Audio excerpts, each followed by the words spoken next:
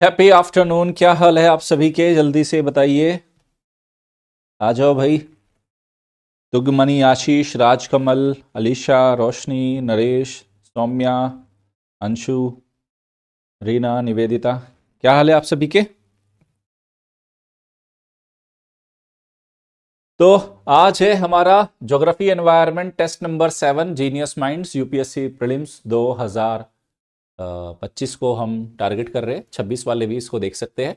और आप में से कोई भी बच्चा बिना भटके आने वाले 3-4 महीने तसल्ली से, इत्मीनान से सारे सिलेबस को, कंप्लीट सिलेबस को यूपीएससी प्रीलिम्स के हिसाब से खुद को तैयार करना चाहता है तो ये बैच आप ज्वाइन कर सकते हो। हमारा फास्ट ट्रैक बैच शुरू चल रहा है बच्चा। इसमें लाइव और रिकॉर्डेड दोनों तरह की आपको क्लासेस मिल जाएगी।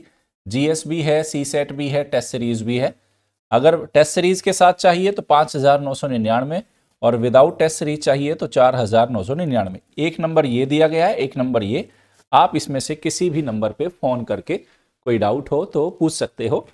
उसके साथ ही साथ अगर आपका टारगेट ईयर 2026 है तो हमारा ये फाउंडेशन कोर्स है, जीएस फाउंडेशन कोर्स, जिसमें सी सेट, जीएस प्रीलिम्स पूरा है। मेंस के जीएस के चारों पेपर है, ऐसे राइटिंग है, आंसर राइटिंग है, प्रीलिम्स की टेस्ट सीरीज है। 2026 वाले बच्चों को मिलेगी, पर्सनल मेंटरशिप मिलेगी और फ्री इंटरव्यू प्रिपरेशन होगा। ये 19,999 का ये कोर्स है। और अगर आपको यूपीएससी प्रीलिम्स की एक टेस्ट सीरीज ढूंढ रहे हो और तो 1499 में आप हमारी ये टेस्ट सीरीज भी परचेज कर सकते हो। ये सारे के सारे course happy valley academy app Google play store से डाउनलोड कर लेना। आप इसमें पेड कोर्स में चले जाना, इसमें जाके आप इसको परचेज कर सकते हो।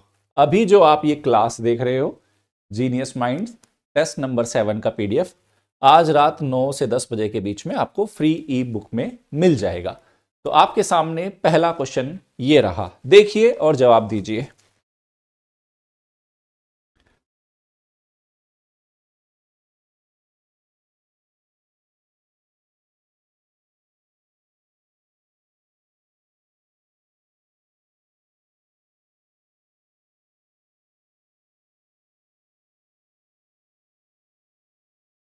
एशियाई आपदा तैयारी केंद्र है ना,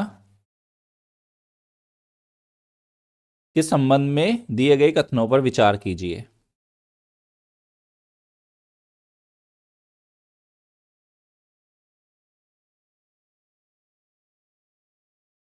क्या लगता है आपको इसका सही उत्तर?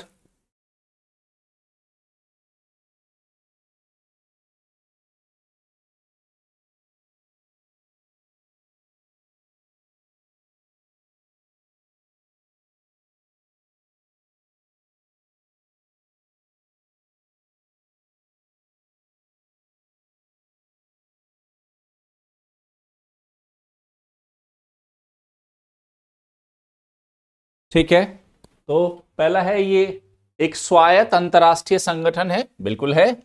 यह एशिया और प्रशांत क्षेत्र में आपदा जोखिम न्यूनीकरण और क्लाइमेट रेजिलियंट व्यवस्थाओं के निर्माण में सहयोग और क्रियान्वयन में कार्य करेगा, बिल्कुल सही है। क्या सभी एशियाई देश के द्वारा इसको अपनाया गया? सभी के द्वारा नहीं अपनाया गया, कुछ ही देशों के द्वारा अपनाया गया।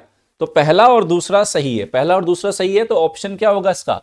ए इसका करेक्ट है। तो ये एक स्वायत्त अंतर्राष्ट्रीय संगठन है, एशिया पैसिफिक क्षेत्र में आपदा जोखिम न्यूनीकरण और क्लाइमेट रेजिलियंट बनाने में इस क्षेत्र को सहयोग और बढ़ावा दे रहे हैं।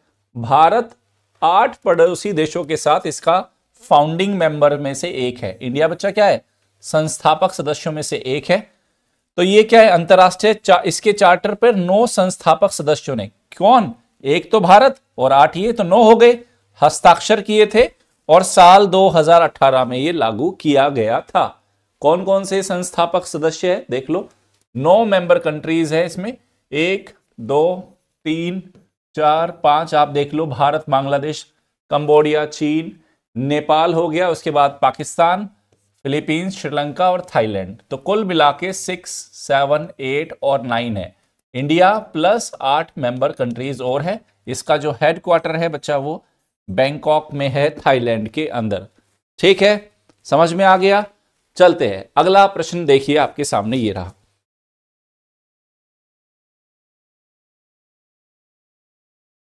नेक्स्ट क्वेश्चन, जलवायु वित्त कार्यवाही निधि क्लाइमेट फाइनेंस एक्शन फंड के संबंध में निम्नलिखित कथनों पर विचार कीजिए। क्या बात है।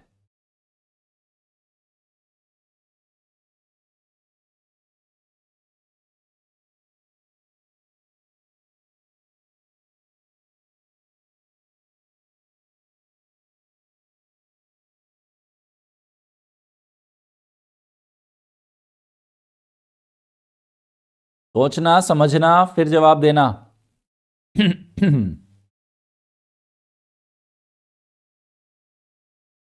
कॉमन सेंस को यूज करना है।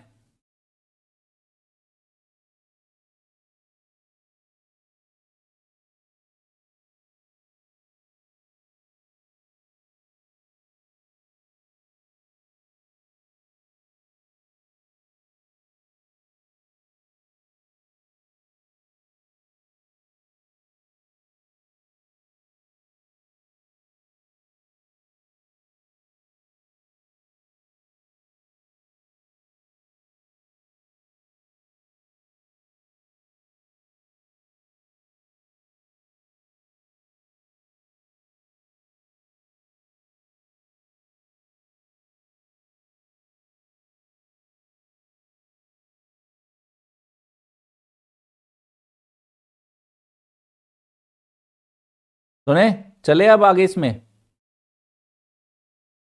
अब आगे चलते हैं और मैं आपको बता देता हूं इसकी पूरी कहानी। आपको इसकी पूरी कहानी जानते हैं। अभी उत्तर मत बदल लेना, मैंने दिखा दिया तो आपको, है ना। अभी आंसर चेंज मत करना। सुनो बच्चा, अगर आपने क्लाइमेट फाइनेंस पढ़ा हो, यूएनएफसीसी में क्लाइमेट फाइनेंस कैसे आता है, फाइनेंस पैसा कहां से आता है, तो आपने बहुत सारी व्यवस्थाएं की है जिसमें सरकारें पैसा डालती है, ठीक है। बहुत सारे प्राइवेट प्लेयर उसमें पैसा डालते हैं, प्राइवेट प्लेयर्स है। सरकारों में भी कौन पैसा डालती है, डेवलप्ड नेशंस भी पैसा देते हैं, ये ज्यादा देते हैं। डेवलपिंग नेशंस भी अपनी मर्जी से, इच्छा के अनुसार दान पेटी में दान डालते हैं। यानी कि क्लाइमेट फाइनेंस जब भी होगा उसमें प्राइवेट और पब्लिक प्लेयर दोनों होंगे। ये बात हमेशा दिमाग में बिल्कुल गांठ लगा के बैठ जाओ। तो ये सार्वजनिक निजी भागीदारी पर आधारित कोई फंड है, यस फंड होगा। इस तरह के फंड में पब्लिक और प्राइवेट पार्टनरशिप दोनों होती है। अब क्लाइमेट फाइनेंस का मुद्दा देखो, पैसा कौन लेगा। क्लाइमेट फाइनेंस की अगर हम बात करें, पैसा किसको चाहिए, जिनके पास ऑलरेडी डेवलप्ड नेशंस है, क्या उनको पैसा चाहिए, बोलो। डेवलप्ड नेशंस को पैसा लगेगा क्या, आप बोलोगे नहीं, इनको नहीं चाहिए। तो पैसा किसको लगेगा, डेवलपिंग नेशंस को, डेवलपिंग नेशंस को और इमर्जिंग इकोनॉमीज को, लीस्ट डेवलप्ड कंट्रीज को पैसा लगेगा। तो इस निधि से जरूरतमंद विकासशील देशों को रियायती अनुदान आधारित सहायता दी जाएगी। भैया बिल्कुल सही है, ये दो तो बिल्कुल सही हो गए, क्योंकि इतना हमें कंसेप्चुअल नॉलेज हो चुका है। तीसरा जो मुद्दा अब आया, अब जो आपको नजर रखनी है इस तरह के फंड्स पे, कि क्या ये COP29 की बैठक में ऐसा इंट्रोड्यूस किया गया था इस तरह का फंड, तो जवाब है यस। वैसे मैंने COP29 अभी आपको नहीं पढ़ाया, आने वाले दिनों में पढ़ा दूंगा, उसकी टेंशन मत लेना। तो क्या हुआ इस हिसाब से, तीनों कथन क्या है, सत्य है। तो सत्य कथन की पहचान क्या हो गई, तीनों है। तो अभी जो अजरबैजान बाकू के अंदर हमारा COP29 हुआ है, COP29 हुआ है, उसी में हमने एक नई पहल है, जलवायु वित्त कार्यवाही निधि। तो COP29 में लॉन्च किया गया था। जीवाश्म ईंधन उत्पादक देशों, तेल गैस कोयला क्षेत्र की कंपनियों के स्वैच्छिक योगदान से है, वॉलेंट्री कंट्रीब्यूशन से वित्त पोषित किया जाएगा। और अजरबैजान एक संस्थापक योगदानकर्ता के रूप में देश रहा ये। तो ये सार्वजनिक निजी भागीदारी के साथ है, डेवलपिंग नेशंस को दिया जाएगा और रियायती और अनुदान आधारित इसमें आप उनको मदद प्रदान कर रहे हो। तो ये याद रखना है बच्चा, जलवायु वित्त कार्यवाही निधि, ठीक है। चलो नेक्स्ट क्वेश्चन आपके सामने ये रहा, ग्रेडेड रेस्पॉन्स एक्शन प्लान के संबंध में निम्नलिखित कथनों पर विचार कीजिए।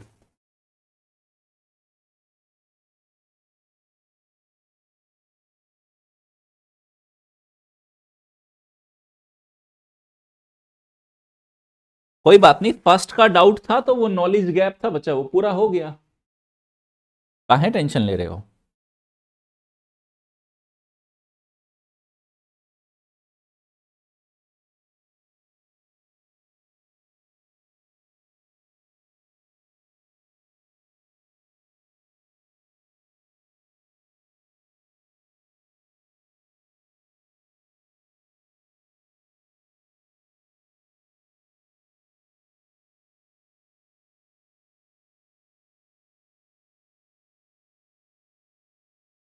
क्या लगता है इसमें आपको?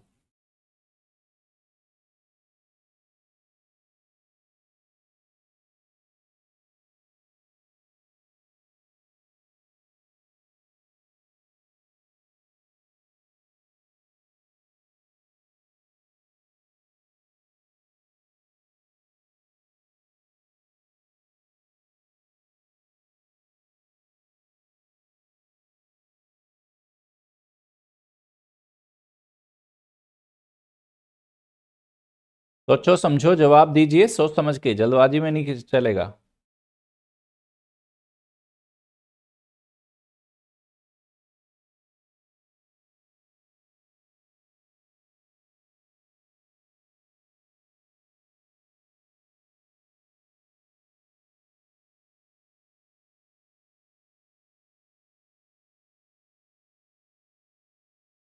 देखो बच्चा, आप जानते हो दिल्ली एनसीआर हर साल सर्दियों के मौसम में मौसम खराब हो जाता है, हवा खराब हो जाती है वहां की, तो उसके लिए फिर एक है ग्रेडेड रेस्पॉन्स एक्शन प्लान लेके आया गया है। ओके, तो ये इसे साल 2016 में एमसी मेहता बनाम भारत संघ मामले में अप्रूव किया गया था। बिल्कुल सही बात है ये, ठीक है।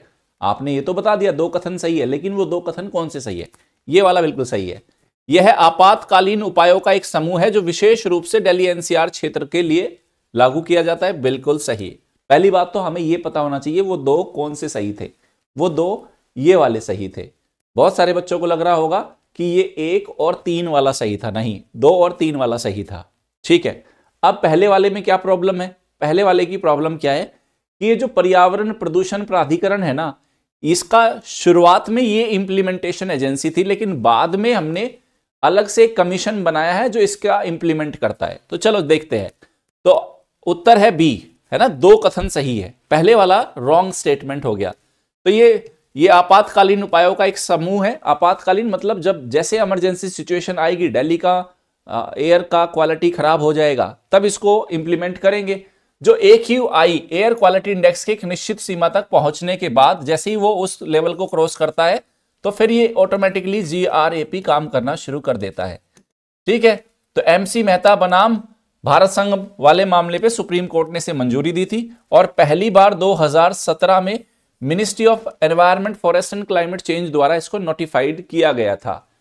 इंप्लीमेंटेशन एजेंसी शुरुआत में जब ये आया था 2017 में, उस टाइम पे तो पर्यावरण प्रदूषण प्राधिकरण थी, लेकिन साल 2021 से इसके लिए हमने अलग से वायु गुणवत्ता प्रबंधन आयोग बनाया, commission on air quality management. अब इसका implementation agency commission on air quality management, अब ये है बच्चा साल 2021 के बाद से, किसमें? ग्रेडेड रेस्पॉन्स एक्शन प्लान, आपातकालीन सिचुएशंस में इसको लागू किया जाता है दिल्ली एनसीआर क्षेत्र में। याद रहेगा?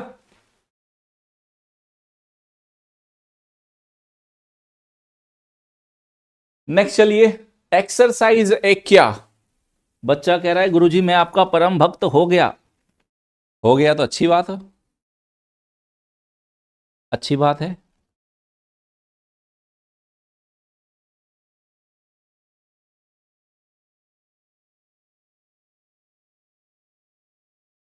दिल्ली एनसीआर के लिए है, दिल्ली एनसीआर के लिए।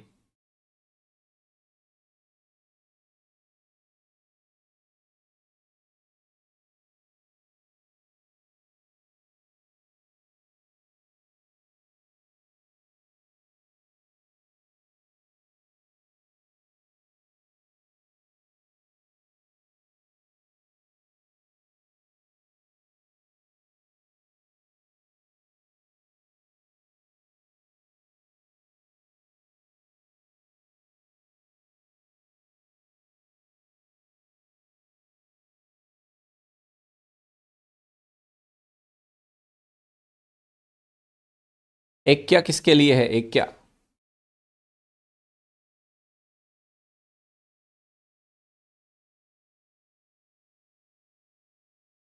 एक क्या है बच्चा?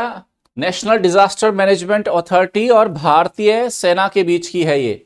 तो राष्ट्रीय आपदा प्रबंधन प्राधिकरण और भारतीय सेना के जो दक्षिणी कमान चेन्नई ने तमिलनाडु में एक अभ्यास आयोजित किया था, एक क्या के नाम से था वो बच्चा, दैट वाज एक क्या, कोई बड़ा बात नहीं था।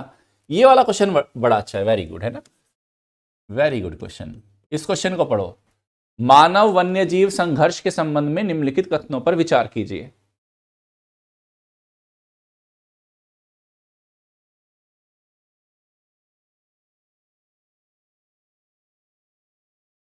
बहुत अच्छी बात है, एसएसआर देखो बच्चा, है ना।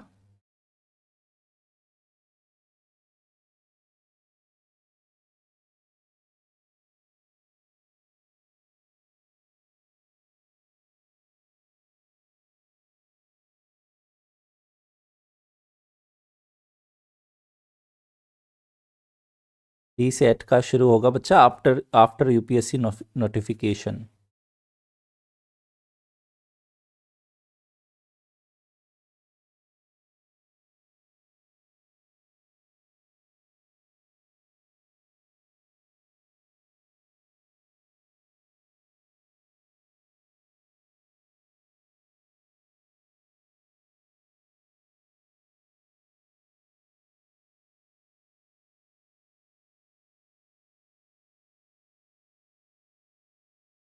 हम्म,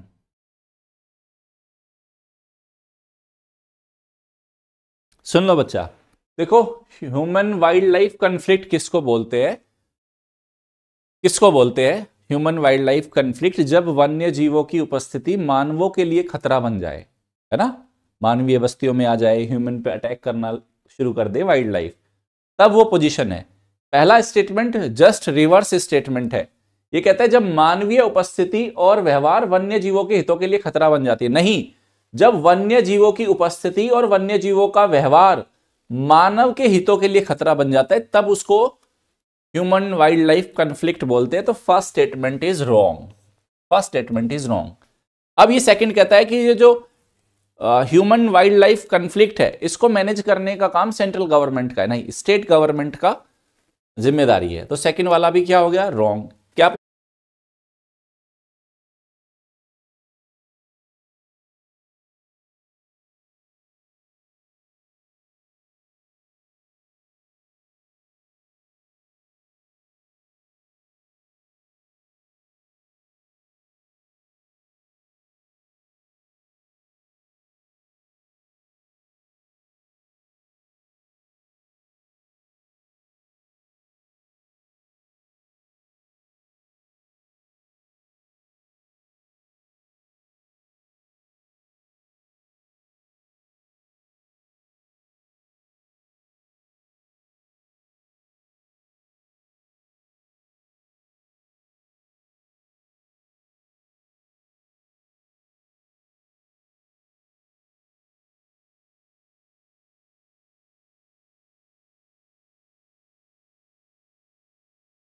मिशन मौसम,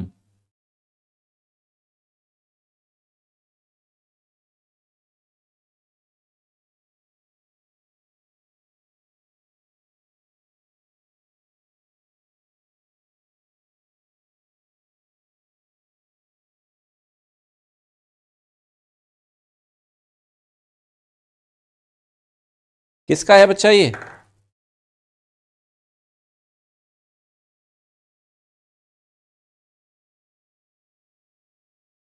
ये मिशन मौसम है, मिनिस्ट्री ऑफ अर्थ साइंस का है बच्चा, मिनिस्ट्री ऑफ अर्थ साइंस का मिशन है। ये बेसिकली क्या है, इसका उद्देश्य मौसम पूर्व अनुमान और उसकी सटीकता में सुधार करना है। तो पृथ्वी विज्ञान मंत्रालय के तहत तीन प्रमुख संस्थानों के द्वारा किया जाएगा, बेसिकली भारतीय मौसम विज्ञान विभाग, भारतीय उष्ण कटिबंधीय मौसम विज्ञान संस्थान और राष्ट्रीय मध्यम अवधि मौसम पूर्व अनुमान केंद्र, ये तीन है इसके अंतर्गत।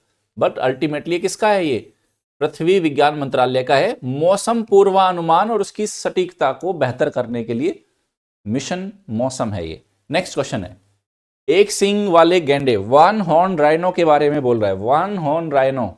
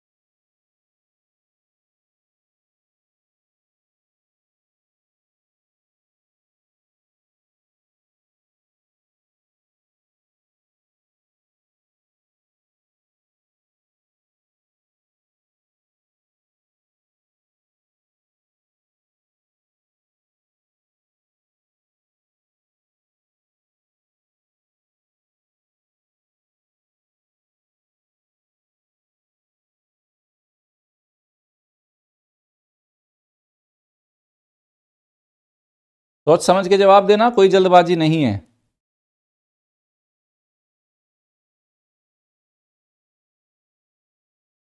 कानो जल्दबाजी नहीं है भैया।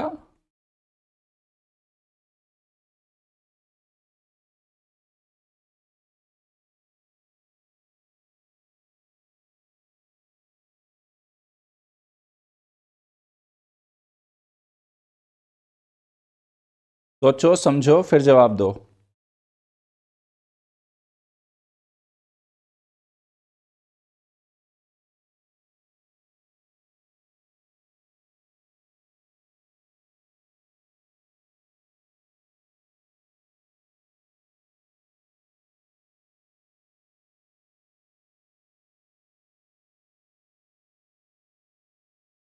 ठीक है, पहला देखो, आ जाओ। कहता है वन हॉर्न राइनो केवल भारत में मिलता है, नहीं केवल भारत में नहीं मिलता। कहते हैं ये मांसाहारी है।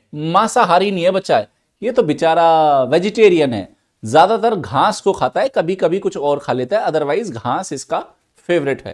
तो कहते हैं मांसाहारी है ना भैया, मांसाहारी ना है। उसके बाद कहता है IUCN की रेड लिस्ट में वल्नरेबल की कैटेगरी में है। हाँ ये बात बिल्कुल सही है, ये वाला स्टेटमेंट सही है। तो कौन सा कथन सत्य है? केवल एक कथन, इन तीनों में से only one statement is correct. आ जाओ तो देख लो कि ये राइनोस कौन कौन से हैं। सुमात्रन राइनो है, व्हाइट राइनो है, ब्लैक राइनो, जावन राइनो, इंडियन राइनो है। तो आप देख लो, व्हाइट राइनो की पॉपुलेशन देख लो, इसका IUCN स्टेटस देख लो, 16,803 है। अभी सबसे ज्यादा संख्या व्हाइट राइनो का ही। फिर है ग्रेटर वन हॉर्न राइनो, ये देख लो, इंक्रीजिंग है इसकी, लेकिन ये डिक्रीजिंग में, वल्नरेबल है, इसी पे क्वेश्चन था। ठीक है, फिर ब्लैक राइनो, जावा राइनो और सुमात्रन राइनो, ये मैं कई बार आपको राइनो के बारे में बता भी चुका हूं। तो नाम है इसका राइनो यूनिकॉर्नस, भारत और नेपाल में पाया जाता है। भारत में असम में काजीरंगा में सबसे बड़ी आबादी इसी की मिलती है। एक सींग वाला, ये बेसिकली अर्ध जलीय है, अर्ध जलीय, अक्सर दलदलों में, जंगलों में, नदियों के किनारों में, पोषक खनिज लवणों के पास कहीं भी निवास कर सकता है। एकांत प्रिय है, अकेले रहना इसको पसंद है।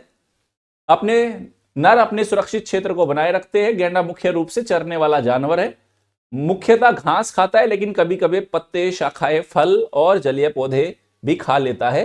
IUCN इसका स्टेटस वल्नरेबल है। तो this is about one horn rhino. One horn rhino था बच्चा। नेक्स्ट क्वेश्चन देखो।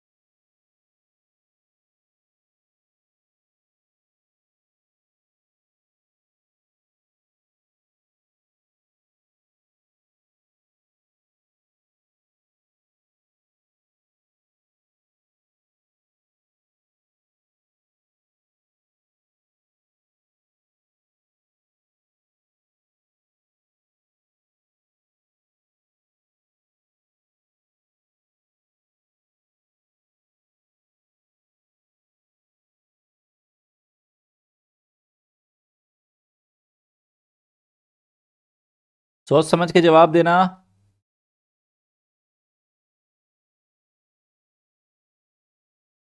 देखो ये क्या कहता है, climate and clean air coalition क्या है? चलो पहले दिखा के लाता हूं।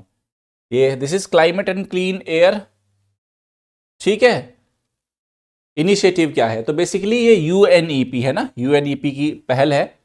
तो ये साल 2012 में स्थापित है, UNEP द्वारा आयोजित किया गया था। 160 से ज्यादा सरकारें, अंतर सरकारी जो संगठन है, गैर सरकारी संगठनों की एक स्वैच्छिक भागीदारी है और भारत भी 2019 में इसका सदस्य बन गया था। शुरुआत हुई थी 12 में, भारत 2019 में इसमें शामिल हुआ।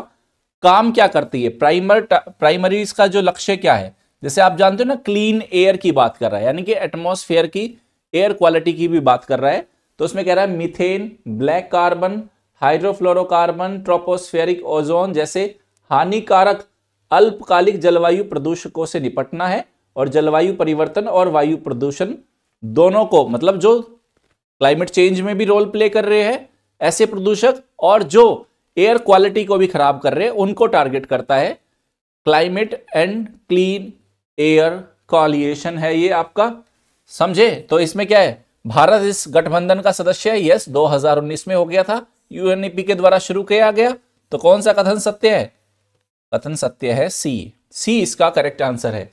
और आधा घंटा जब हो जाए तो मैंने आपको क्या किया हुआ है, आधा घंटा होने के बाद आपको सेशन को लाइक और शेयर करना होता है, वो जिम्मेदारी निभाना ना भूला करें। अगला क्वेश्चन तभी प्रस्तुत किया जाएगा जब सेशन को आप लाइक और शेयर करोगे, ठीक है? लाइक करो, शेयर करो, फिर अगला क्वेश्चन तभी प्रस्तुत होगा। चलो, वरना नहीं दिखा रहा मैं।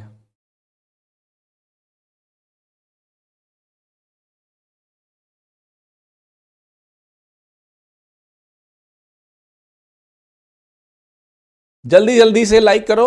आधे घंटे बाद जैसे ही आपकी घड़ी में 1:30 हो जाए, सेशन लाइक हो जाना चाहिए। अलार्म सेट कर लो। अगला क्वेश्चन तभी प्रस्तुत होगा। ऑलरेडी डन है, बहुत अच्छी बात है। अरे बहुत जिद्दी बच्चे होते हैं, हजारों बच्चे देखते हैं, लाइक कितने कर रहे हैं? 300 400। क्यों? मेरे को लगता है हमारा तो धन है, लाइक कैसे कर देंगे हम लाइक, है ना? लेकिन मैं भी करवाता हूं कुछ बच्चों से, कुछ की जिद्दी आत्माएं होती है, उनको मैं थोड़ा संवेदनशील बनाने की कोशिश करता हूं। ठीक है, चलिए, आपने कर दिया लाइक। नेक्स्ट क्वेश्चन आपके सामने प्रस्तुत किया जाता है। टार्डी ग्रेड्स के संबंध में निम्नलिखित कथनों पर विचार कीजिए।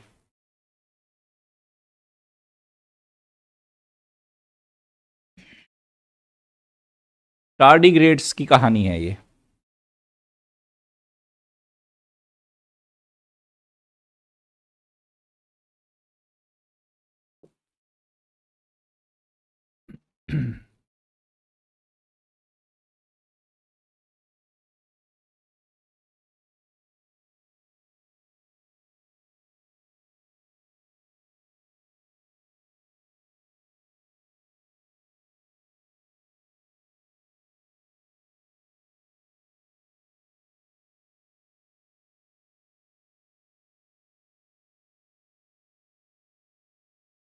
रानी यादव है ना? बहुत अच्छा, बहुत अच्छे संस्कार है रानी आपके, है ना? अपने घर वालों को, अपने बड़े भाई को, अपने पिताजी को ऐसे ही बात करते होंगे। क्यों रानी? रानी यादव, यही संस्कार है क्या?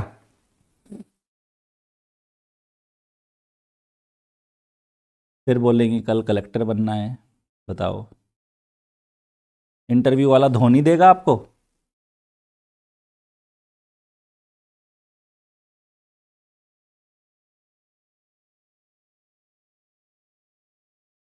है ना? आपके पापा जी बोलते होंगे बेटा एक गिलास पानी पिला दो, है ना? यही बोलते हैं क्या बड़े भाई को? है ना? रो मत, अभी ला रही हूं, है।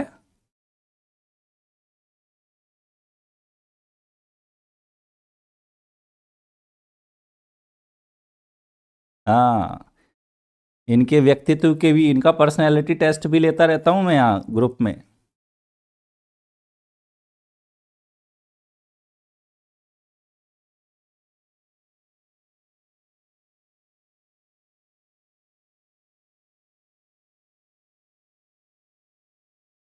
टार्डिग्रेड्स के बारे में बताइए।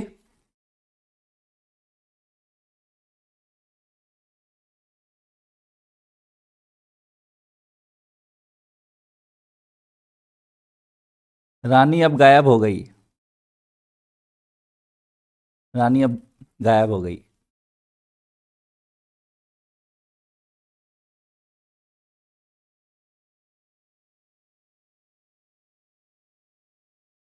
तो पहला इसने बोला कि टार्डिग्रेड्स एक प्रकार का सूक्ष्म जलीय जीव है, बिल्कुल सही है। कहता है ये प्रकृति में काफी संवेदनशील है, चरम स्थितियों को सहन नहीं कर सकता। अरे भाई ये बहुत, इसका अडेप्टेशन अल्टीमेट टाइप का है, देख लो ऐसा होता है टार्डिग्रेड्स। कहता है ये सूक्ष्म है, 8 पैर वाला जलीय जीव है, पूरी छोटा ही है, छोटे साइज का ही है, पूरी पृथ्वी पर लगभग हर वातावरण में। इसको समुद्र में ले जाओ, आसमान में ले जाओ, ट्रॉपिकल रीजन में ले जाओ, टेम्परेट रीजन में ले जाओ, कोल्ड रीजन में ले जाओ, कह रहे कहीं ले जाओ, जमीन के अंदर धंस दो, कहीं पे भी ले जाओ, मैं वहां जिंदा रह जाऊंगा। तो इन्हें दो प्राथमिक वर्गों में विभाजित किया जाता है, हेटेरोटार्डिग्रेड्स और यूटाटार्डिग्रेड्स। अपने लचीलेपन के लिए यूटार्डिग्रेड्स है ना, अपने लचीलेपन के लिए कहते हैं ये तीव्र गर्मी को जमा देने वाली ठंड में, अल्ट्रावायलेट रेडिएशन में, कहते हैं कहीं भी अंतरिक्ष में भी जिंदा रह जाएंगे, तभी इनको बोलते हैं अंतरिक्ष में लेके चलते हैं। देखते हैं टार्डिग्रेड्स के बारे में। ये है टार्डिग्रेड्स। तो काफी संवेदनशील है नहीं भाई, बहुत रेजिलियंट है, एक प्रकार का सूक्ष्म जलीय जीव है, बिल्कुल है। कौन सा कथन सत्य है? सत्य कथन है ऑप्शन ए, ऑप्शन ए। ये टार्डिग्रेड्स है बच्चा, सूक्ष्म जलीय जीव है, ऐसा ही है, छोटा सा, 8 पैर वाला है, ये 8 पैर वाला है। और ये 1-1.5 साल पहले भी चर्चा में था, ये वापस से चर्चा में आ गया, ध्यान रखना इसको। लिथियम के बारे में बोल रहा है, लिथियम।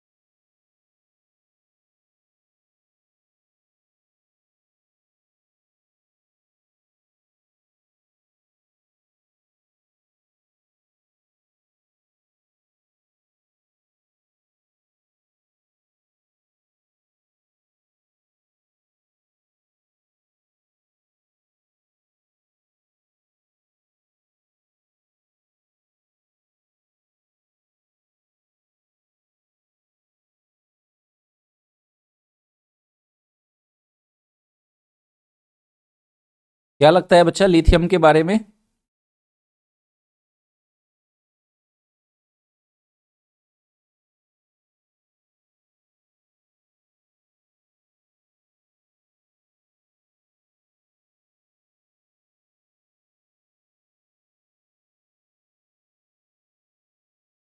इसको सफेद सोना बोलते हैं, पहला बात है, लिथियम को सफेद सोना बोलते हैं नहीं, सफेद चांदी बोलते हैं इसको, है ना। सफेद सोना नहीं, सफेद चांदी, चांदी बोलते हैं। और लोह धातु है नहीं, अलोह धातु है, पहला तो गया। ऑस्ट्रेलिया क्या लिथियम का सबसे बड़ा उत्पादक है? यस, आप चेक कर लो, अभी गूगल करो। कहता है लिथियम ब्राइन निष्कर्षण के लिए नमक युक्त पानी का उपयोग करके लिथियम को निकाला जाता है, ये एक मेथड है, और चिली में भी इसी मेथड का इस्तेमाल किया जाता है। तो ये दूसरा और तीसरा सही है। दूसरा और तीसरा कहां है? ऑप्शन डी, यस, ऑस्ट्रेलिया सबसे बड़ा उत्पादक है बच्चा। तो लिथियम ब्राइन निष्कर्षण टेक्नोलॉजी क्या है? डी है, बताया ना मैंने भी। हाँ, क्या एक ऐसी प्रक्रिया है जिसमें नमक युक्त पानी को सतह पर और वाष्पीकरण तालाबों में पंप करके लिथियम निकाला जाता है। इस विधि का इस्तेमाल चिली के अटाकामा जैसे नमक के मैदानों में प्रचलित उन क्षेत्रों में भी किया जाता है, जो लिथियम के सबसे बड़े स्रोतों में से एक है। लेकिन उत्पादन के मामले में ऑस्ट्रेलिया नंबर है। यह नरम है, सफेद चांदी बोला जाता है, चांदी, ठीक है। और ये लोह धातु है जिसका इस्तेमाल लिथियम का, आप जानते हो, लिथियम आयन बैटरीज का नाम भी सुना होगा, फोन में, laptop, digital camera, electronic vehicles में इस्तेमाल करते हैं। ऑस्ट्रेलिया सबसे बड़ा उत्पादक है, दुनिया का 52% लिथियम का उत्पादन ऑस्ट्रेलिया ही करता है। दो चीजें होती है बच्चा, एक होता है भंडार और एक होता है उत्पादन। हो सकता है ऑस्ट्रेलिया के पास उतना बड़ा रिसोर्स ना हो, रिजर्व ना हो, लेकिन प्रोडक्शन ज्यादा कर रहा है, अभी जितना भी है उसमें सबसे ज्यादा यही निकाल रहा हो। कुछ देश ऐसे होते हैं जिनका भंडारण भी सबसे ज्यादा होता है और उत्पादन में भी नंबर 1 होते हैं वो। तो अभी लिथियम के उत्पादन में नंबर 1 पोजीशन ऑस्ट्रेलिया की है। ठीक है, आगे चले। Next question.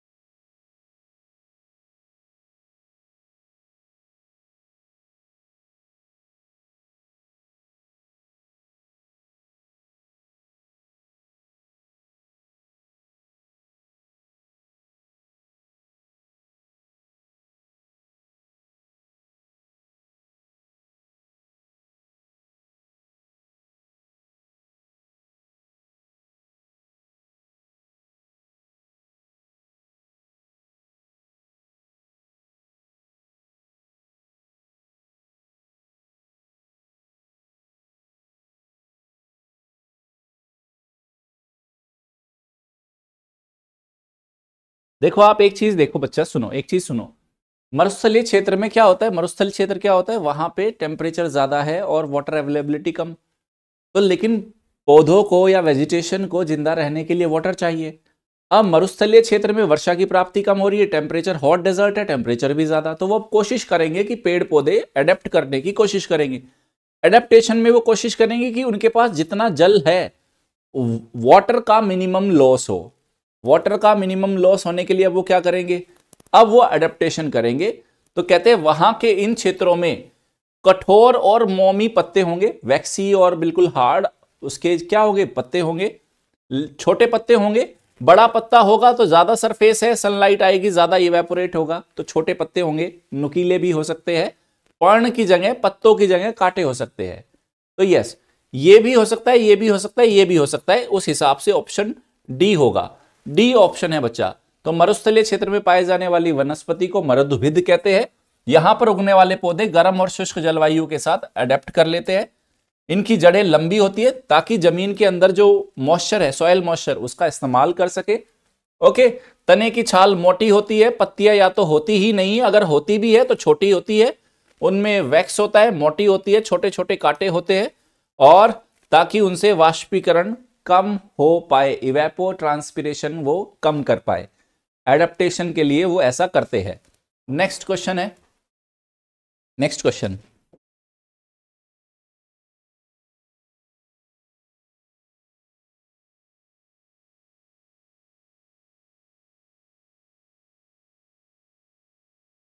आप 4-5 क्वेश्चन पीवाईक्यू होते हैं बच्चा, बाकी हमारे करंट बेस्ड होते हैं ना।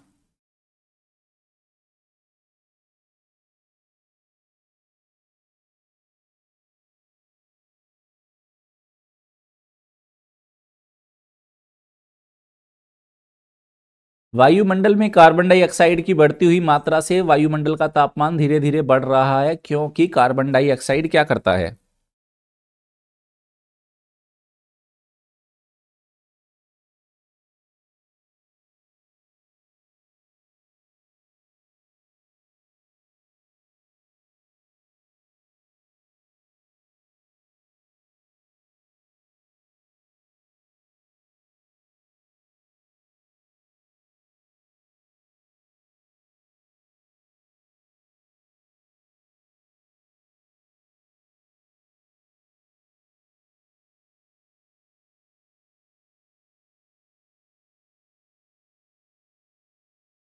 ठीक है, सही जा रहे हो बिल्कुल।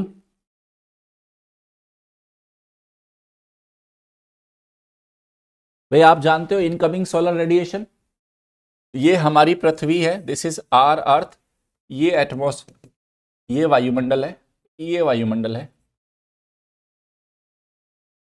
ये सूरज से आती है इनकमिंग सोलर रेडिएशन, आईएसआर बोलते हैं, और उससे पृथ्वी से टकराने के बाद जाती है दीर्घ तरंगीय पार्थिव विकिरण, आउट गोइंग टेरेस्ट्रियल रेडिएशन। कहते हैं अगर लेकिन वायुमंडल के अंदर ग्रीन हाउस गैसेज है, ग्रीन हाउस गैसेज है, ग्रीन हाउस गैसेज है, तो ये क्या करती है ग्रीन हाउस गैसेज, ये बोलती है वापस चले जाओ। वापस चले जाओगे तो क्या होगा, अर्थ ठंडी नहीं हो पाएगी। तो वायुमंडल में कार्बन डाइऑक्साइड या बाकी ग्रीन हाउस गैसेज क्या कर रही है, आउटगोइंग टेरेस्ट्रियल रेडिएशन, जो अवरक्त है ना इंफ्रारेड रेडिएशन है, उसको क्या कर लेते हैं, उसको वही रोक लेती है और पृथ्वी उससे ठंडी नहीं हो पाती, इसलिए हमें ग्रीन हाउस गैसेस से प्रॉब्लम है। समझे? तो ऑप्शन डी इसका करेक्ट आंसर हो गया। चलिए, तो विजिबल स्पेक्ट्रम जानते हो, तो विद्युत चुंबकीय विकिरण के रूप में पृथ्वी पर आती है, लेकिन जो पृथ्वी की जो उष्मा है वो इंफ्रारेड विकिरण के रूप में जाती है, उसको वो ग्रीन हाउस गैसेस बोलते हैं। यार तुम्हारा एग्जिट अलाउड नहीं है, वापस नहीं जा सकते, चलो वापस घर के अंदर। तो ये समस्या है। Next question is on carbon fertilisation.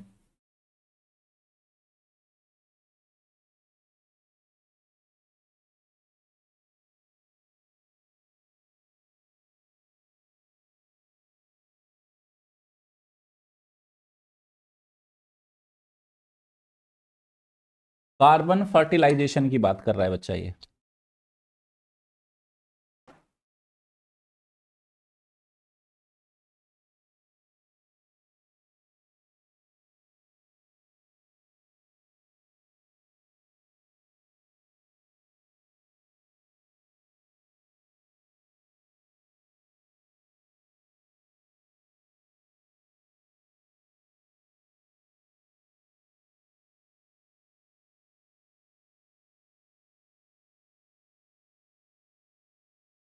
नमस्कार नमस्कार, पधारिए, जल्दी से आ जाओ।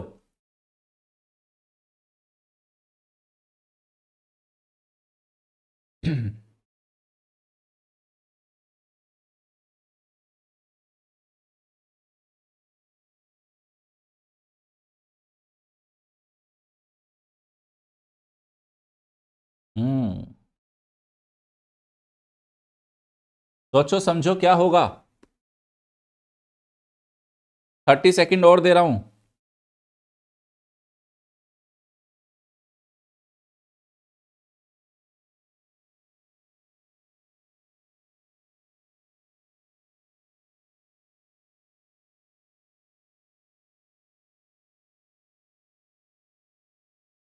सुन लो भैया, एक तरफा है ना, एक तरफा मामला हो गया ये तो पूरा। सुन लो, कार्बन फट आप जानते हो पेड़ पौधे जब प्रकाश संश्लेषण करते हैं तो प्रकाश संश्लेषण के लिए सूर्य प्रकाश की जरूरत है, कार्बन डाइऑक्साइड की जरूरत है, जल की जरूरत है।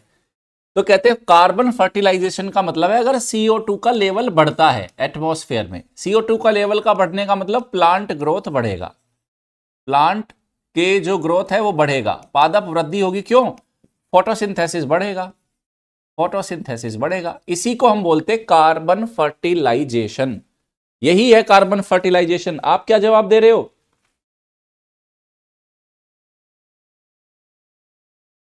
आप क्या जवाब दे रहे थे? ना ना ना, ये वाला है, वायुमंडल में कार्बन डाइऑक्साइड की बढ़ी हुई सांद्रता के कारण बढ़ी हुई plant growth, this is carbon fertilisation.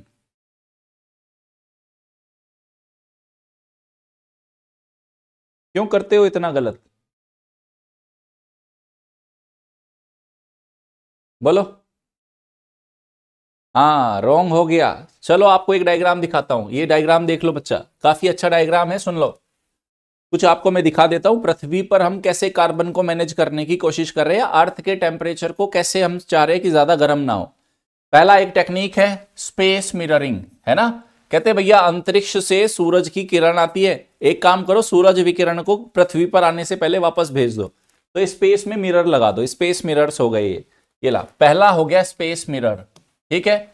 उसके बाद कहते हैं पेड़ पौधे क्या करते हैं, कार्बन डाइऑक्साइड को एब्जॉर्ब करते हैं, तो वायुमंडल के अंदर ग्रीन हाउस गैसेज का कंसंट्रेशन ज्यादा नहीं होगा, ये खींच लेंगे। तो इसको हम क्या बोलते हैं, आप फॉरेस्टिंग कर दो, उसको वनीकरण कर दो। वनीकरण, वनीकरण का मतलब कार्बन कैप्चर एंड स्टोरेज कौन करेंगे, ट्रीज करेंगे, आपके आपके फॉरेस्ट करेंगे। ठीक है। कहते फिर बहुत सारी फसलें ऐसी होती है उनका एल्बिडो ज्यादा होता है, एल्बिडो मतलब इनकमिंग सोलर रेडिएशन को वापस भेज देगी, रिफ्लेक्टिव क्रॉप्स होती है। तो नेक्स्ट है ऐसी क्रॉप्स जो ज्यादा रिफ्लेक्ट करती है, रिफ्लेक्टिव क्रॉप्स हो गई, परावर्तक फसलें भी इस्तेमाल कर सकते हो आप। चले, उसके बाद कहते हैं जैसे नेचुरल ट्रीज होते हैं ना, आप आर्टिफिशियल ऐसे ट्रीज बना दो। आप आर्टिफिशियल ऐसे ट्रीज को लगा दो जो एटमॉस्फेयर के अंदर से कार्बन डाइऑक्साइड को स्टोर करके अंदर लेके जमीन के अंदर ले जाएगी। तो आर्टिफिशियल ट्रीज है। कृत्रिम पौधे भी इस्तेमाल कर सकते हैं। ये पौधों की क्या होगी, पौधे या वृक्ष, इनकी विशेषता क्या होगी, जैसे नेचुरल पौधे कार्बन डाइऑक्साइड को एब्जॉर्ब करते हैं, इनके अंदर हम ऐसी टेक्नोलॉजी लगा देंगे, एटमॉस्फेयर से CO2 को कैप्चर करना शुरू कर देंगे। ओके, फिर है biochar. What is this biochar? नाम याद रखना बच्चा, बायोचार। कहते हैं एग्रीकल्चरल जो कार्बन वेस्ट है उसको क्या करते हैं, जला देते हैं या दबा देते हैं। This is biochar.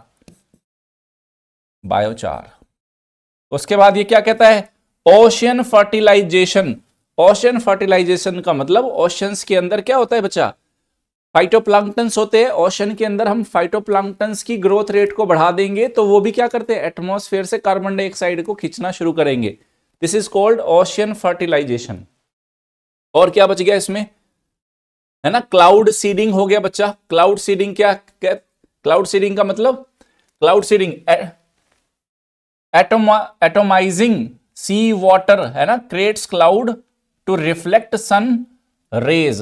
कहते हैं आप सी क्लाउड्स फॉर्मेशन को करो और उससे क्या होगा, वो क्लाउड क्या करेंगे, इनकमिंग सोलर रेडिएशन को वापस भेजेंगे। उसके बाद कहते हैं एरोसोल्स को छिड़क दो कुछ आपने एटमॉस्फेयर के अंदर, ये क्या करेंगे, इनकमिंग सोलर रेडिएशन को वापस भेज देंगे। इतने सारे तरीके हैं जिनके द्वारा हम कार्बन डाइऑक्साइड को या तो कैप्चर कर लेंगे या हम कोशिश करेंगे सूर्य प्रकाश जो पृथ्वी पर आ रहा है वो कम मात्रा में आए। ये सारी टेक्निक हो गई। ओशन, ठीक है, तो उस हिसाब से आंसर ये हो गया, मैंने आपको बता दिया इसके बारे में। नेक्स्ट क्वेश्चन देखो, नेक्स्ट क्वेश्चन।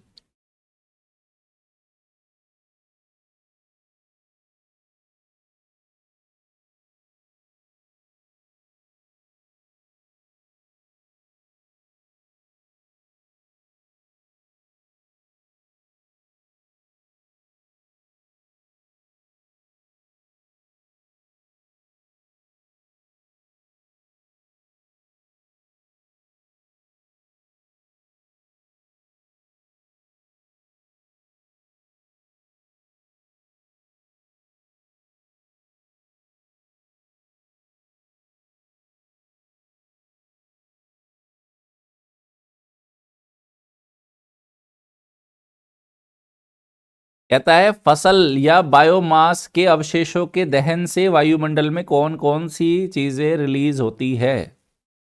बहुत बढ़िया।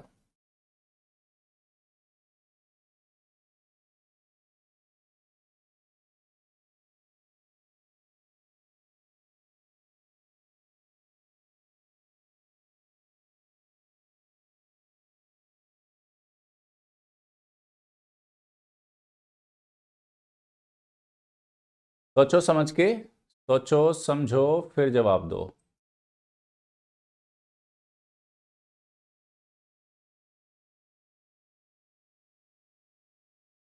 ओजोन को लेके कंफ्यूज हो, चलो, है ना, मुझे पता था इसमें भी सही जा रहे होंगे, इसमें भी सही जा रहे होंगे, जो भी क्वेश्चन मार्क लगेगा इसमें लगेगा, इसमें भी सही जा रहे होंगे। 1 2 4, 1 2 4 तो ऑप्शन ही नहीं था। सुन लो, 1 2 4 कहीं ऑप्शन है ही नहीं, तो आपकी मजबूरी है। 1 2 4 किस में, 1 2 4 इसमें आपकी मजबूरी है डी लगाना। थोड़ा कॉमन सेंस भी यूज कर लो। आपको पहले का पता है, दूसरे का पता है, चौथे का पता है, तीसरे को लेके डाउट है, एक बार देखो तो सही, पहला दूसरा चौथा किधर है, पहला इसमें है, दूसरा इसमें, चौथा इसमें है, तो अब और ऑप्शन ऐसा कुछ बचता ही नहीं है, तो लगा देते डी आप भी, थोड़ा तो रिस्क लो।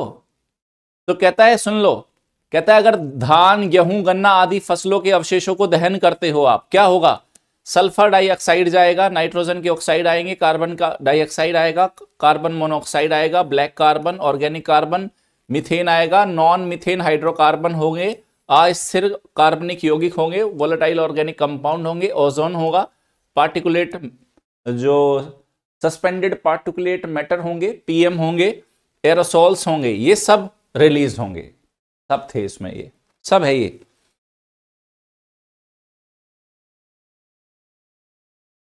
चले, सब सब आ रहा है इसमें, सब बता रहा है ये। नेक्स्ट,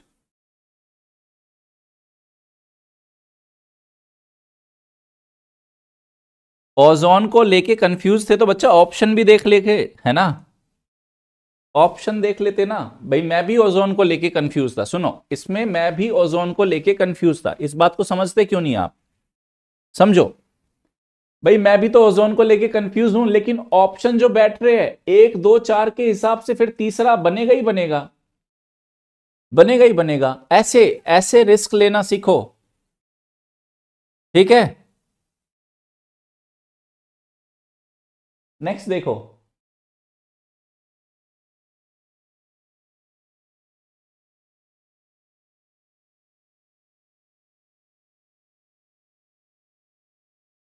इसका पीडीएफ मिलता है हैप्पी वैली एकेडमी ऐप के ऊपर, है ना।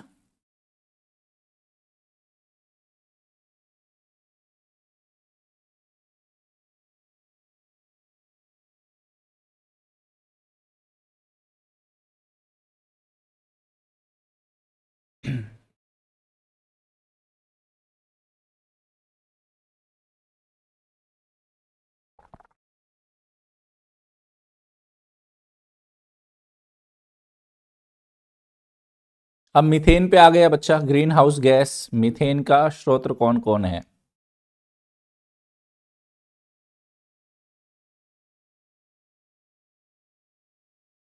सोचो, थोड़ा सा समझो, फिर बताऊंगा, फिर बताता हूं इसके बारे में।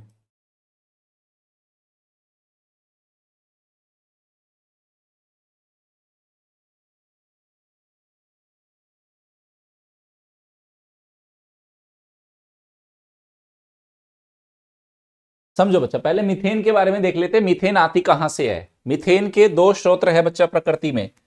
प्राकृतिक स्रोत है उसके 40% तो नेचुरल सोर्स से आती है, और ह्यूमन एक्टिविटी से 60% आती है। प्राकृतिक उसमें क्या है? दलदली भूमि है, टर्माइट्स हो गए, और मानवीय उसमें फॉसिल फ्यूल है, फार्मिंग की एक्टिविटी हो गया, राइस फील्ड हो गया, और लैंड फिल्स हो गया। तो उस हिसाब से अगर देखें, ये है मिथेन। नेचुरल और मैन मेड सोर्स दोनों है। मैन मेड 60% है, नेचुरल 40% है, ठीक है। तो आप सब देख लो, इसमें वेटलैंड्स हो गए, उसमें नेचुरल, उसमें वेटलैंड हो गए। ये देखो, ये ब्लू वाला क्या है? नेचुरल है। वेटलैंड हो गए, CH4 के हाइड्रेट्स, ओशन हो गया, टर्माइट्स हो गया, ये तो नेचुरल है। ये आपके क्या है? ये आपके मानवीय स्रोत है। जैसे कोल और ऑयल माइनिंग, नेचुरल माइनिंग से, नेचुरल गैस के उत्खनन से 19% है। उसके बाद फर्मेंटेशन से आ गया 16%, राइस के कल्टीवेशन से, बायोमास के दहन से, लैंडफिल से, सीवेज ट्रीटमेंट से, एनिमल वेस्ट से, ये सब मीथेन के स्रोत हो गए। तो धान के खेत, कोयले की खदानी, घरेलू पशु वातावरण में मीथेन उत्सर्जन के मानव जनित स्रोत है। तो आर्द्र भूमि, दीमक की बाम्बी, समुद्र, हाइड्रेट्स मीथेन के प्राकृतिक स्रोत है। तो सर्वाधिक जो रोल प्ले कर रहे हैं वो वेटलैंड्स का रोल उसमें सबसे ज्यादा है। तो इस हिसाब से धान के खेत, कोयले की खाने, और उसके बाद पालतू पशु और आर्द्र भूमि, ये चारों इसका ऑप्शन के हिसाब से सही गया था, ठीक है।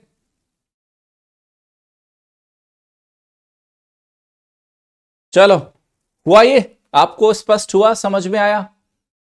देखो, कुछ चीजें करते रहा करो। वो बच्चे जो मुझे पिछले 1 2 साल से पढ़ रहे हैं, जान रहे हैं, यहां आपको जो जो इन एमसीक्यूज में, क्योंकि हमारा कुछ करंट वाले एमसीक्यूज होते हैं, कुछ पीवाईक्यूज में, दोनों को इंक्लूड रखता हूं। ऐसा रहता है बच्चा, अगर 15 क्वेश्चन है हमारे, इन 15 क्वेश्चंस में से मैंने इसको स्प्लिट किया हुआ है। 10 क्वेश्चन हमारे करंट अफेयर बेस्ड होते हैं, जो करंट अफेयर में चर्चा में थे, ज्योग्राफी एनवायरनमेंट, और 5 क्वेश्चन हमारे यूपीएससी का पीवाईक्यू है, यूपीएससी पीवाईक्यूज है। अब समझो बच्चा, आपके पास जो भी नोट्स वगैरह आपने बनाया होगा अलग अलग टॉपिक पे, एनवायरमेंटल इकोलॉजी और ज्योग्राफी, यहां से आपको जो भी एक्स्ट्रा इंफॉर्मेशन मिल रहा है, उस इंफॉर्मेशन को ले जाके कहां डाल दो बच्चा? यहां से या यहां से जो भी एक्स्ट्रा इंफॉर्मेशन मिल रहा है एक्सप्लेनेशन से, उससे अपने नोट्स को अपडेट करो, नोट्स को अपडेट कर लो। ये सबसे बेस्ट काम कर सकते हो आप अपने साथ। अल्टीमेटली वो नोट्स आपको सबसे ज्यादा हेल्प करने वाला है, ठीक है। कुछ ना हो तो ऐसा ऐसा मार्केट में, ऐसे मैंने कई बार दिखाया हुआ है, मार्केट में ऐसे आते हैं बच्चा, ये स्टिकर से आते हैं, कुछ भी नया है, वहां स्पेस नहीं बचा, इसको निकालो, चिपक जाता है। ऐसे निकालोगे ना, जैसे मेरे हाथ पे चिपक जाएगा, ये चिपक गया, तो वापस से इसको आप अपनी कॉपी पे चिपका लो। खराब हो गया आपके चक्कर में एक ये, नहीं मैं वापस चिपका दूंगा इसको।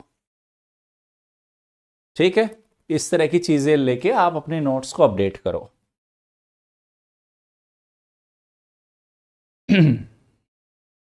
चलिए, बहुत अच्छी बात है। और कई बार क्या होता है, सपोज करो, सुन लो, एक चीज और देख लो, थोड़ा समझो, स्मार्ट बच्चे बनो, स्मार्ट बच्चे बनो। सपोज करो कई बार आपको लगता है यार अर्थ समिट वाला टॉपिक पढ़ना है, या हमें तो स्टॉकहोम कन्वेंशन पढ़ना है, आप अपने नोट्स में भूल गए वो कहाँ है। तो उसका तरीका क्या होता है, ऐसी स्ट्रिप आती है मार्केट में, ऐसी स्ट्रिप्स आती है बच्चा, ऐसी स्ट्रिप आती है। तो आपको लग रहा है ये उन 50-60 पेज में कहाँ आपका अर्थ समिट है, आपको सिर्फ अर्थ समिट ही पढ़ना है।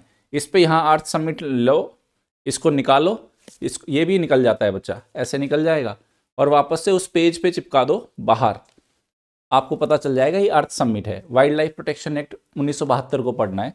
इन सारी चीजों को यूज करो आप। जैसे मैं आपको एक डेमोन्स्ट्रेशन देता हूं, सपोज करो ये जैसे मेरा रजिस्टर है, सपोज करो ये मेरा भी, मैं भी पढ़ता हूं, ऐसा नहीं है आपको, ये जैसे रजिस्टर हो गया, तो ये रजिस्टर देखो यहीं पे मैंने लिख रखा है, अगर मुझे वाइल्ड पूरा भरा हुआ है ये रजिस्टर, मुझे वाइल्ड लाइफ प्रोटेक्शन एक्ट 1972 पढ़ना है, तो मैंने चिपका रखा है, ये चिपका रखा है उसको, यहाँ पे लिखा है WPA 1972, सीधा इसी को खोलूंगा, मुझे एक ही मिनट में पढ़ना है, मुझे कोई भी डाउट है मैं सीधा इसी पन्ने को खोल के पढ़ लिया मैंने।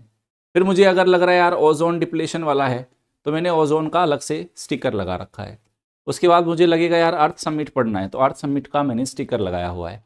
तो जो इंपॉर्टेंट आपको लगता है, जहां बार बार कंफ्यूज होते हो, वहां आप इस तरह का बाहर निकाल के इस पे लिख दो, ठीक है।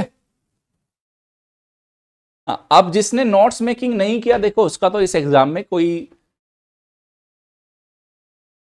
उसका कुछ नहीं हो सकता है। चलो, हाँ समझ गए।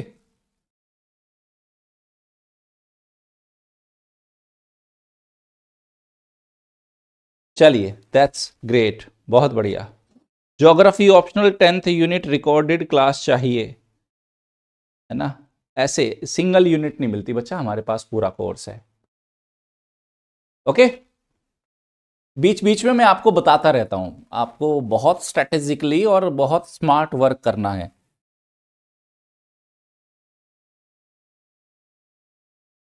ठीक है, चले यहां से आगे चलते हैं। यहां से आगे तो 10 क्वेश्चन, आज के 15 क्वेश्चन हमारे हो गए बच्चा। कल हम फिर मिलेंगे कुछ और, कल भी मैं एमसीक्यू वाला सेशन ही लूंगा। अगर आप में से किसी को भी यूपीएससी प्रीलिम्स को टारगेट करके एक प्रीलिम्स का बैच ढूंढ रहे हो 5,000 रुपए की फीस का, तो ये वही बैच है जिसमें जीएस मिलेगा, कंप्लीट सी सेट है, लाइव क्लासेस होगी, रिकॉर्डेड क्लासेस होगी, टेस्ट सीरीज भी मिलेगी। टेस्ट सीरीज के साथ ये बैच आपको 5,999 में पड़ेगा। बिना टेस्ट सीरीज के पूरा यूपीएससी प्रीलिम्स तैयार करना है, जीएस और सी सेट दोनों, तो इस बैच को आप ज्वाइन कर सकते हो। हैप्पी वैली एकेडमी ऐप है, गूगल प्ले स्टोर से डाउनलोड कर लेना, यहाँ पे पेड कोर्स में जाके आप इसको परचेज कर सकते हो। रही बात इस क्लास का फ्री पीडीएफ, इसी ऐप पे जाओगे आपको फ्री ई बुक में आज रात 9 से 10 बजे के बीच में मेरी सारी क्लासेस का फ्री पीडीएफ मिल ही जाता है, तो आप उसको यहां से डाउनलोड कर लेना बच्चा। कल फिर मिलेंगे एक और बेहतरीन सेशन के साथ। Bye bye, take care. चलो।